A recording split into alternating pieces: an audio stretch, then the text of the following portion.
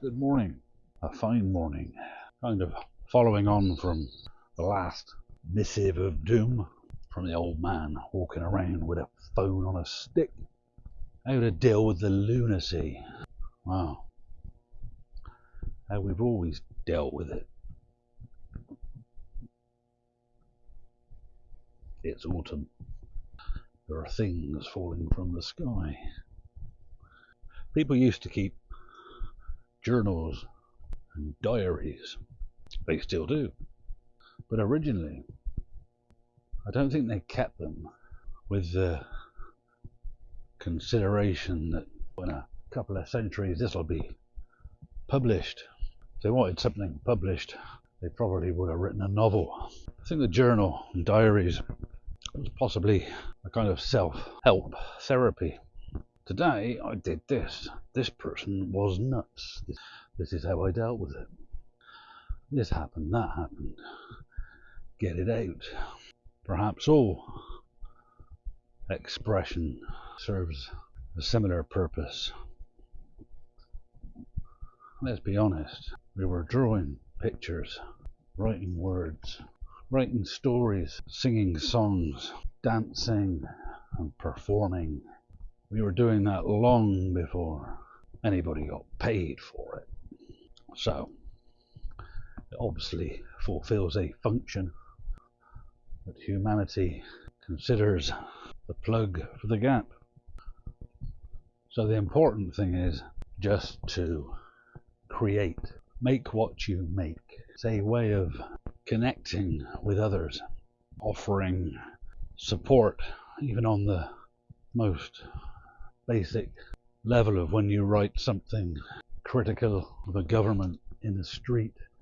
A complete stranger who's beaten down by the system feels outside of the network of those who benefit from the system might see that graffiti and think, I feel like that. Good. It's not just me. And I think that's the basis of it. Networks, support, communication. Despite what your raging, libertarian, conservative fellow may rave on about, we are an animal of community, society, cooperation. So, just make it. So, whatever it is you do, singing, dancing, playing the guitar, playing the spoons, do it. Write your journal, write the next great novel, do it all, and share it. Because the one thing we all have now that we didn't have before was a freely available global reach for sharing our frustrations with the world.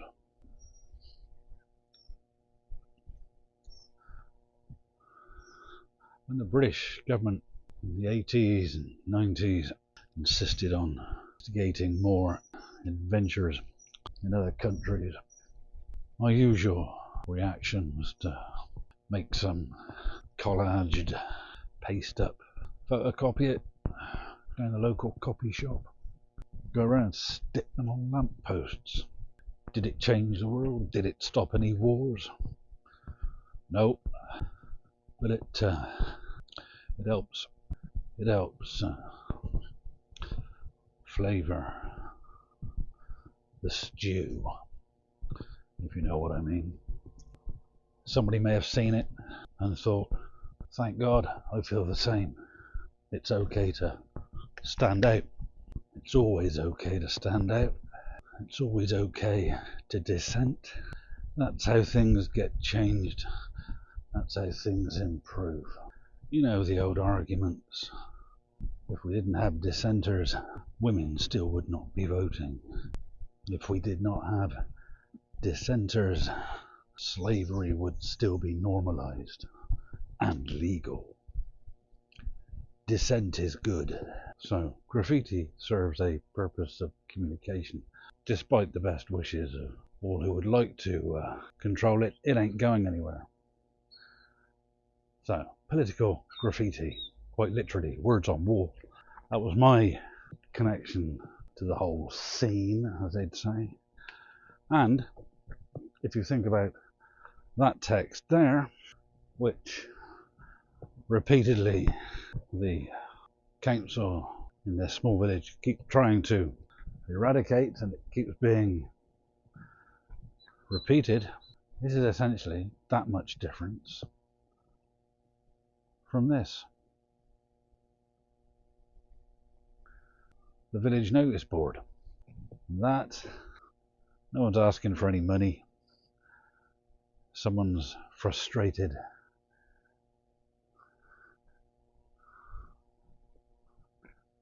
People being evicted from empty buildings, and they want to express that dissatisfaction with the system in which they're living. Right, see that? That's political graffiti in this small village. So even now in leafy, rural Bretagne, there is dissent expressed on walls and signposts. Is it for the benefit of getting a career in urban art? No, it's to communicate, to express support, so that if you feel the same dissatisfaction with the establishment, you can look at it and think, good, it's not just me that feels this way. So there you are. Get out and make your work. Make your art, make those connections, show solidarity, show support, show sympathy, and I'm sure you'll see it paid back. That's what it's about. If you're writing, dancing, singing, filmmaking, drawing, painting, whatever it is you do, put it out there and you'll find it. That's how you deal with the current and impending growing problems and chaos that we all face. I'll leave you with this. Even up until 2 weeks ago, the establishment's media were still maintaining support for what has been going on in Gaza. But there has been so much public support for the Palestinians that now those politicians and the media they feed with approved messages are starting to realize the people that vote for them, the people that maintain their position, are not happy with their and their colleagues' positions on this troubling issue. This is why the state of Gaza has been formally recognized now by France and Britain, which is quite ironic when you consider that those are the two countries that were originally involved in parcelling up these areas of West Asia following the First World War to their respective colonial benefits. Anyway, that change didn't come unbidden. That change came because of the politicians realizing they were out of step with the people that make them, paid politicians. So,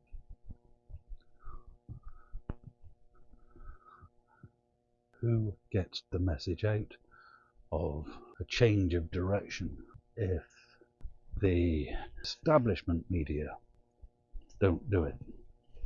You know what it needs?